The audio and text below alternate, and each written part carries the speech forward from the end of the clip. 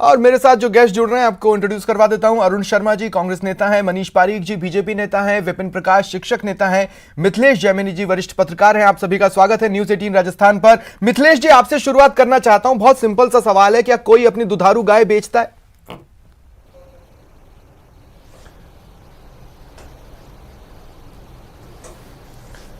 देखिए स्वप्निल जी, आपकी बात से मैं सहमत हूं कि कोई अपनी दुधारू गाय को नहीं बेचता है, लेकिन सबसे इंपॉर्टेंट चीज है कि शिक्षकों के सम्मान में गिरावट। एक दौर था त्रेता काल में जब दशरथ से विश्वामित्र ने अपने पुत्र मांगे, राम और लक्ष्मण को दे दिया कि आप यज्ञ करवाइए, और आज यही शिक्षक जो हमारी पीढ़ियों को शिक्षित करते हैं वो इन राजनेताओं के आगे गिड़गिड़ा रहे हैं, मिमिया रहे हैं, पैसे दे रहे हैं। एक एक विधायक के घर पर सुबह सुबह जाके देख लीजिए 50-50 टीचर गुहार लगा के खड़े हैं। अब आप करें डिजायर की जरूरत क्या है, तो खुद बीडी कल्ला जी पिछले दिनों एक बयान में कह चुके कि एक विधायक की 400 डिजायर स्वीकृत होगी, यानी एक विधायक 400 टीचरों का ट्रांसफर करा पाएगा। अब जो बाजार में रेट चल रही है, मुझे कोट नहीं करनी चाहिए, 2 लाख रुपए की बता रहे हैं, 2 से लेकर 3 लाख रुपए की रेट चल रही है। 2 लाख इंटू 400 कर लीजिए, तो ऐसी इनकम आपको पता है 1 साल बाद चुनाव में जाना है, तो क्या करेंगे ये पॉलिसी लाकर, क्या करना है उस पॉलिसी का। और राज्यसभा चुनाव में कोई मंत्री नहीं बना तो कम से कम उसका ये तो है कि उसे चुनाव में जाना है। तो ये जो माहौल बन गया है डेमोक्रेसी में, करप्शन का जो काला खजाना बन रहा है, वो टीचर जैसे, अब टीचर भी पहले जैसे नहीं रहे, कोई राधाकृष्णन जैसे टीचर तो अब रहे नहीं। आए दिन हम अखबारों में छपते हैं कलयुगी शिक्षक की काली करतूत, तमाम जो चीजें। तो शिक्षकों को भी अपनी छवि बदलनी पड़ेगी कि हम तबादले क्यों करवाएं। जब हमने नौकरी की है, मैंने वादा किया ना, जब मेरे डूंगरपुर नौकरी लगी तो मैंने ज्वाइन की तो मर्जी से की ना। सरकार ने आपको भेजा था कि आप डूंगर पर जाइए, मत जाइए, छोड़ दीजिए। आपने जब ज्वाइन किया तो आपको वहीं रहना चाहिए, ये तो एक नियम है। अगर आप आना चाहते हैं कि हम, तो कौन पढ़ाएगा बाड़मेर में, कौन पढ़ाएगा जैसलमेर में, कौन पढ़ाएगा बांसवाड़ा में। आप अपनी सुविधा के लिए नौकरी कर रहे हो कि सरकार आपको तनख्वाह दे रही है ना, कि एक पारदर्शी नीति होती। लेकिन जैसे ही आपने डिजायर शब्द घुसाया, फिर पारदर्शी बचा क्या? देखिए, पारदर्शी ने तो आज हुआ ना, बाद में होगा। कोई ये विधायक है, कोई सन्यासी नहीं है कि जो सुबह उठते हैं हनुमान चालीसा का पाठ करेंगे, संध्या वंदन करेंगे। ये विधायक हैं, ये अपना काम वैसे ही करेंगे। फिर सरकार में होने का क्या मतलब हुआ? अगर कोई आदमी एमएलए है, मंत्री अपने आदमी को ऑब्लाइज नहीं करे और नीति पे ही चलता रहेगा तो फिर क्या फायदा उनको? वो कार्यकर्ता किसके गले लगेंगे? वो बूथ पे कौन बैठेगा? उसका भी तो खर्चा निकालना है। तो राजनीति दिखता अलग है स्वरूप, और वास्तविक राजनीति में बहुत पैसे की दरकार होती है, सच्चाई। तो ठीक है, विपिन प्रकाश जी आपके पास आ रहा हूं। विपिन प्रकाश जी, कहने को तो कहते हैं गुरुर विष्णु गुरुर ब्रह्मा गुरुर देवो महेश्वरा, लेकिन उनका तबादला ही नहीं खरा। जिम्मेदारी सिर्फ सरकार की, या शिक्षकों को भी अपने गिरेबान में झांकना चाहिए? सर, तबादले का यह है कि सरकार ने प्रतिबंधित जिले बना रखे हैं 10, उनमें से 4.5 जिले टीएसपी क्षेत्र के हैं। टीएसपी की अगर बात करें, सरकार ने वहां के लोगों को प्रोत्साहन देने के लिए टीएसपी क्षेत्र में केवल टीएसपी का ही काम करेगा। बाकी विभाग के कर्मचारी वहां से हटा लिए, शिक्षक वहां से रह गए, और उनकी एवज में जितने शिक्षक वहां से, उनकी एवज में शिक्षकों को भर्ती कर लिया। और जो वहां शिक्षक हैं नॉन टीएसपी क्षेत्र के, उनकी पदोन्नति सरकार नहीं कर रही। तो इसमें शिक्षक का दोष क्या है? आपको हटाना है, आप हटा लीजिए। दूसरी ओर दूसरी शिक्षक भर्ती सरकार निकाल रही है, तो वो प्रतिबंधित क्षेत्रों में भेज दे सरकार, और जो वहां पहले से गए 8-10 साल से उनको निकाल ले। तो ये रोटेशन चलता रहे तो सबको भारी रहेगा भाई। इन क्षेत्रों में ना करके भाई नौकरी के लिए तो आदमी चला जाएगा, नहीं, पर अगर सरकार दोबारा भर्ती निकले तो वापस आ जाएगा। बहुत जल्द तबादला पॉलिसी आ जाएगी, तो इंतजार करने की जगह व्यग्र होना या गुस्से में आना कितना जायज है? नहीं, पॉलिसी तो इससे पहले वाली सरकार, उससे पहले भैरव सिंह के टाइम में भी अनिल बोरदिया समिति बनी थी। जब से चला आ रहा है पॉलिसी लाएंगे, और अब की बार नीति से कह रहे हैं अगली बार पॉलिसी से लाएंगे। वो आती नहीं, 5 साल निकल जाते, दूसरी सरकार भी पॉलिसी नहीं लेकर आती। जिस दिन पॉलिसी आ जाएगी उस दिन तो इन मंत्री महोदय के आगे कौवे नाचेंगे। तो ये क्यों ऐसा काम करेंगे? पॉलिसी प्रदेश में जो तबादला सीजन लगता है, उसमें मंत्रियों के दरवाजे पर तो आप ही लोग नाचते नजर आते हैं। अगर गांधीवादी तरीके से आप लोग बॉयकॉट कर देते तो हो सकता है कोई सरकार लाइन पर आ जाती। सर, उसके लिए आंदोलन कर रहे हैं, धरना दिया है, संकुल में दिया है, शहीद स्मारक पे दिया है कि पॉलिसी लाओ। शिक्षक संगठन कह रहे हैं पॉलिसी लेकर आओ, पर सरकार तो पॉलिसी लेके ही नहीं आ रही। तो ये तो एक बहुत बड़ा उद्योग है ना, इस वजह से सरकार पॉलिसी क्यों लेके आएगी? अब सरकार कह रही है कि तृतीय श्रेणी शिक्षक सबसे ज्यादा है। अगर बात करें तो पिछली बार मंत्री जी ने फार्म भरवाया तो 85,000 तृतीय श्रेणी शिक्षकों ने तबादले के लिए आवेदन किए। अब सरकार कह रही तृतीय श्रेणी शिक्षकों के तबादले हम खोलेंगे ही नहीं, और खोलेंगे तो जिले के जिले में खोलेंगे। सबसे ज्यादा आवेदन तो उनके हैं जो प्रतिबंधित क्षेत्र से आना चाहते हैं शिक्षक। फिर सरकार कर क्या रही है? तो पहले भी कर लिए थे सरकार ने, प्रिंसिपल, लेक्चरर, सेकंड ग्रेड के तो पहले भी कर लिए थे, 2 बार कर चुकी। ठीक है विपिन जी, आगे आऊंगा आपके पास। मनीष पारीक जी, देखिए सबको याद है ना, कि जब आपकी सरकार थी तबादलों को लेकर काफी विवाद हुए। जयपुर में शिक्षकों की भीड़ आपके मंत्रियों के दरवाजे पर तबादला सीजन में नजर आती थी। उस समय जो शिक्षा मंत्री थे उन्होंने एक कमेटी का गठन किया जो आचार संहिता के फेर में फंस गई, और फिर बिना नीति के ही तबादले होते रहे। और जब कोई चीज बिना नीति के होती है तो वो अनैतिक होती है। तो 5 साल अनैतिक तबादले होते रहे। क्या मैं गलत कह रहा हूं?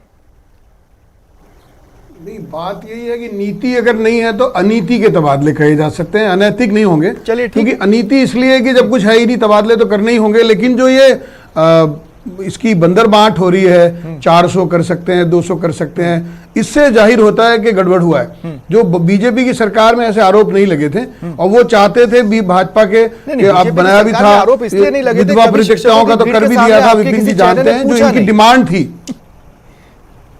नहीं, डिमांड जो थी विपिन जी ने उस समय भी परसुएंस किया था, तब इन्हीं के उसमें हुआ था, और 3 बातों को मान्यता देते हुए वो सारे तबादले करे भी थे। विधवा परित्यक्ताओं को है, जिनके सुपर एनुएशन के आगे रिटायरमेंट के 2 साल जिनका करीब है, जिनका प्रतिबंधित एरिया है उसमें अगर वो 5 साल रहे हुए हैं, इस तरह की कुछ बातें मौखिक तौर पर मान ली थी। तो इसलिए उनको ये नहीं कहा जा सकता कि वहां पे बंदरबांट हुई थी। अभी जो हो रहा है तो खुलेआम ही हो रहा है। इस सरकार को समर्थन दीजिए, और 400 ट्रांसफर करा रूठे भी थे जी, वो तो है ही। मैंने आपको कहा ये स्वाभाविक तौर पर बात है, लेकिन ये सही कह रहे हैं मिथिलेश जी कि जब अभी उनके गले में घंटी बांध दी है विधायकों के, उनको चुनाव में जाना है, और ये सरकार अपनी उनके लगा दिया है कि तुमने कराए तुम जानो, पैसे खाए तुम जानो, चुनाव लड़ने तुम जानो। सबसे बड़ी संकट इसलिए है सरकार पर तो क्यूमुलेटिव रिस्पांसिबिलिटी है ही जी। मैंने आपको कहा, वो तो मैंने यही कहा कि उनको पता चलेगा, जिन लोगों के नाम देंगे उसको पब्लिश करना पड़ेगा। इन 400 के दिए हैं, इनसे पैसे नहीं लिए हैं। तो मैं कहना चाहता हूं कि ऐसे टाइम पे सरकार ने अपने ही विधायकों को संकट में डाल दिया, खुद की रिस्पांसिबिलिटी। तो आपके 71 क्यों पाक साफ रहेंगे? मैंने कहा या तो आप अनाउंस कीजिए कि हमारा एक भी डिजायर नहीं लगेगा, जैसे आप लोग एक भी आईपैड नहीं लेंगे। कहा कि विधायक का अपना उत्तरदायित्व है, वो उसको पायस ड्यूटी है कि वो अपनी ड्यूटी बाउंड काम करे, इसलिए उसमें तो कोई दखल नहीं करेगी। लेकिन मैं ये यकीनन कहना चाहता हूं कि ये सरकार ने पहले भी इन मंत्रियों के कहने पे, इन विधायकों को राजी रखने के लिए जो सारे काम थे, गलत काम भी कर दिए। इवन शिवजी का मंदिर तोड़वा दिया, कहीं पे किसी पे मुकदमे चला दिए, कहीं पे कोई को गिरफ्तार करवा दिया। ये जो यहाँ पर नंगा नाच हो रहा है, सरकार को बचाए रखने के लिए कुछ भी करेंगे। ठीक है। अब अरुण शर्मा जी, मैं आपके पास आ रहा हूं। अरुण जी, देखिए मुझे बहुत अच्छे से याद है कि जब 2018 के चुनाव आने वाले थे तब राहुल गांधी भी आए थे, और वो तबादले पर बीजेपी सरकार को घड़ा भर कोस कर गए थे, और आप लोगों ने कहा था कि तबादला की एक पॉलिसी बनेगी। लेकिन बोलने के बाद जो पॉलिसी बनाने से आप लोगों ने सोशल डिस्टेंसिंग कर रखी है ना, वो गजब की है।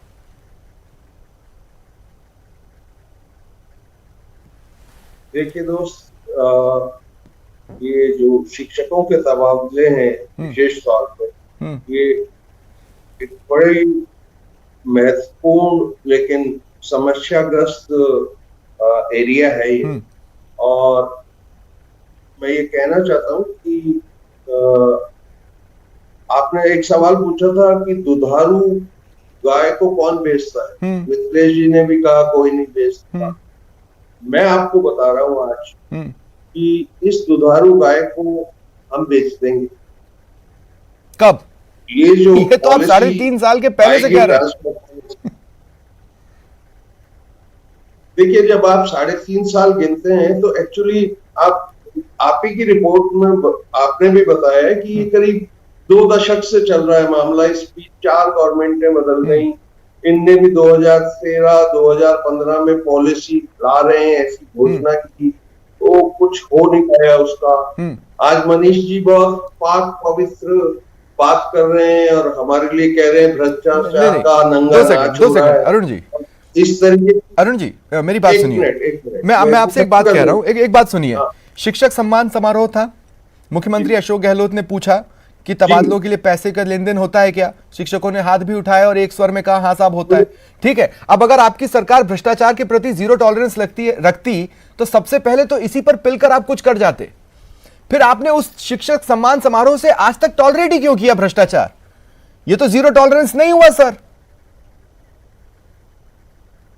देखिए दोस्त, मैं आपको वही बता रहा हूं कि ये जो मुख्यमंत्री है, ये सिर्फ साहस उनमें ही था जो शिक्षकों के समारोह में उन्होंने मंच से, माइक से अपने लोगों से सर साहस समस्या जानना नहीं, समस्या का समाधान निकालना होता है।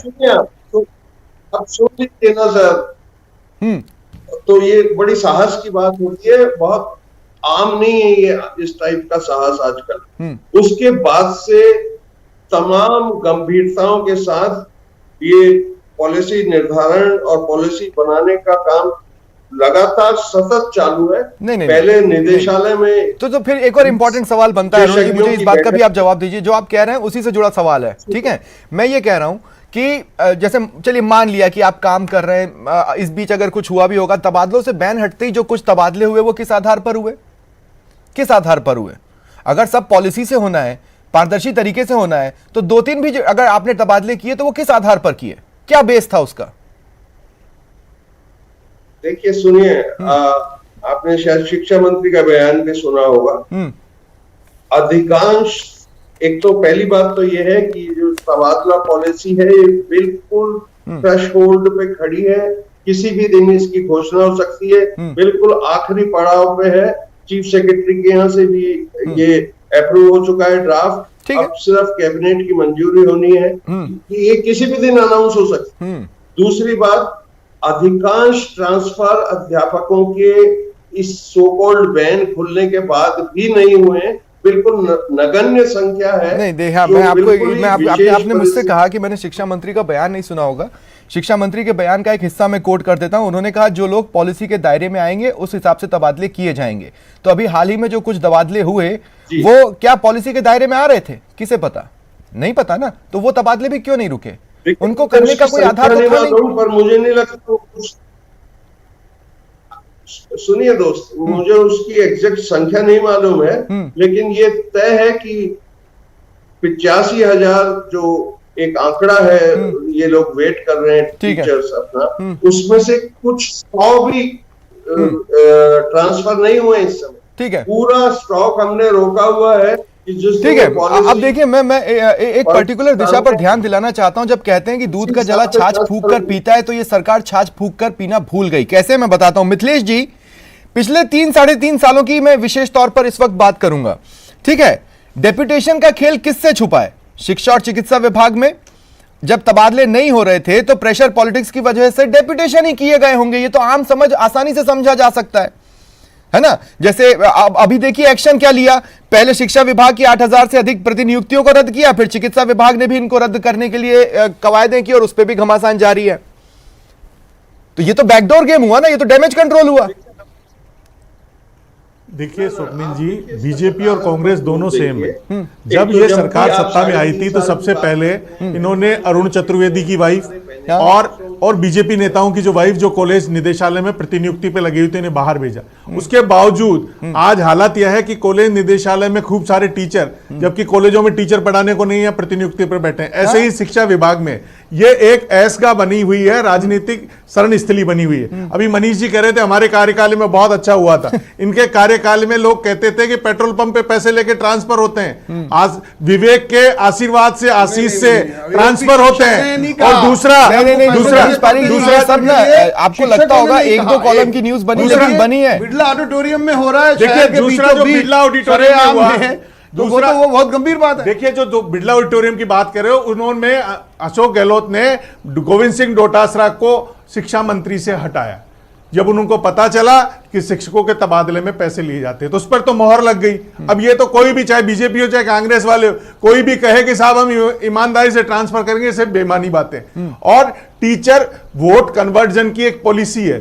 जो नेता जो टीचर होते हैं वो एक माहौल बनाते हैं। तो कोई भी पॉलिटिकल पार्टी जो टीचरों के ट्रांसफर को लेके बहुत सेंसिटिव होती है, बहुत सेंसिटिव जोन में होती है, क्योंकि टीचर के पास बहुत टाइम होता है और वो पब्लिक से सीधा कनेक्ट होता है, उनके माँ बापों से भी कनेक्ट होता है, तो वोट को डाइवर्जन की पावर रखता है। इसी के चलते हर विधायक ये चाहता है कि मेरे क्षेत्र का जो आदमी 10 वोट बदल सकता है, जो 10 आदमी को लाभान्वित कर सकता है, उसको मैं मेरे क्षेत्र में लेके आऊं। लेकिन ये एक और चीज़ राजनीतिक है, लाभ हानि का मैं खेल कहना है। चाहता हूं यहां पर मेरा सवाल मैं विपिन प्रकाश जी से लूंगा, लेकिन एक बात मैं यहां पर जोड़ना चाहता हूं।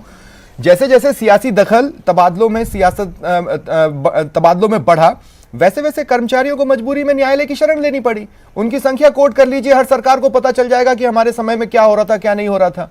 ये बहुत सिंपल सा फैक्ट है। विपिन प्रकाश जी, मेरा सवाल आपसे है, देखिए इतनी जो पूरी बात हुई रेट लिस्ट या रेट लिस्ट का ना होना, अब ऐसा तो नहीं है कि आप लोग बहुत सम्मान की नजर से सियासत को देखते होंगे, और सियासत भी आपको कोई बहुत सम्मान की नजर से देखती नहीं है।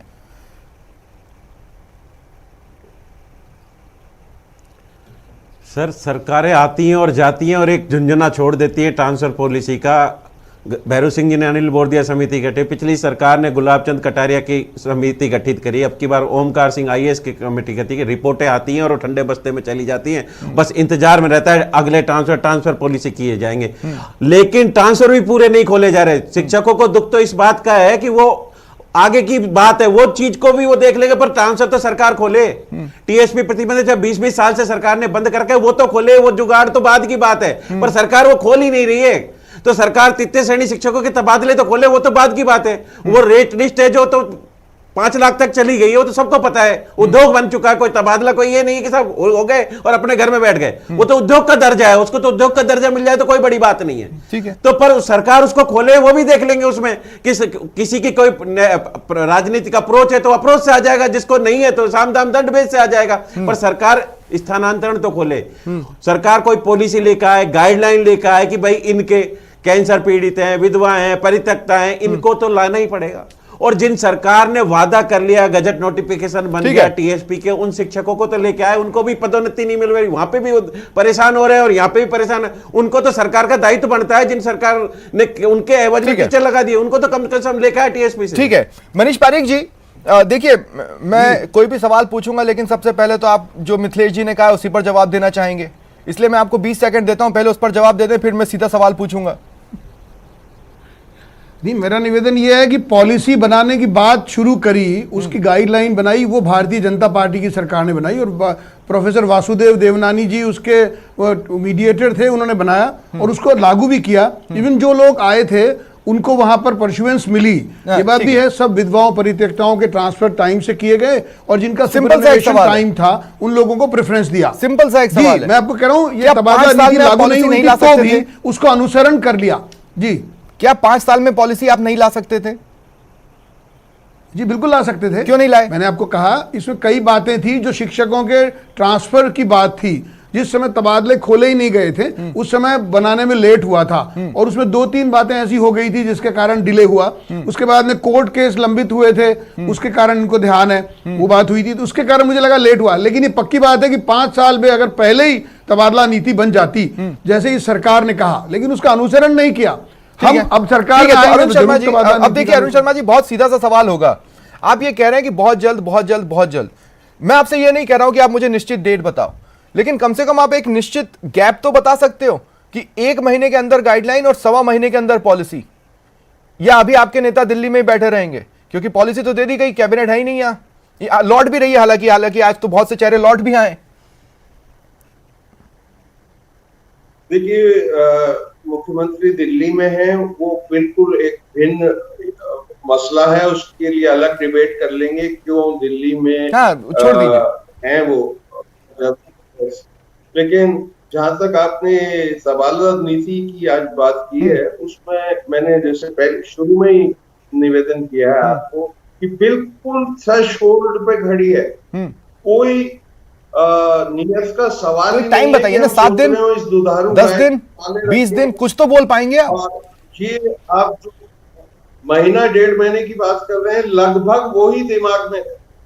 महीने 1.5 महीने में पॉलिसी आ जाएगी, उस पैमाने से जो शिक्षक उसमें फिट बैठते होंगे उनके ठीक है। ट्रांसफर हो जाएंगे और ये बिल्कुल तय होगा और ठीक है। सबको संतुष्ट होगा। ऐसे ही पॉलिसी आने वाली है। देखिए अब आपने जो बात बोली है ना, लगभग 1 से 1.5 महीना बीजेपी, शिक्षक संगठन और मिथिलेश जी और मेरे जैसे पत्रकार इस पर नजर तो रखेंगे और देखेंगे कि अब आज आपने जो कहा है वो होता है या आपकी सरकार भी बीजेपी की तरह बस पॉलिसी की बात करते करते चुनावों को फेस करेगी, पता नहीं।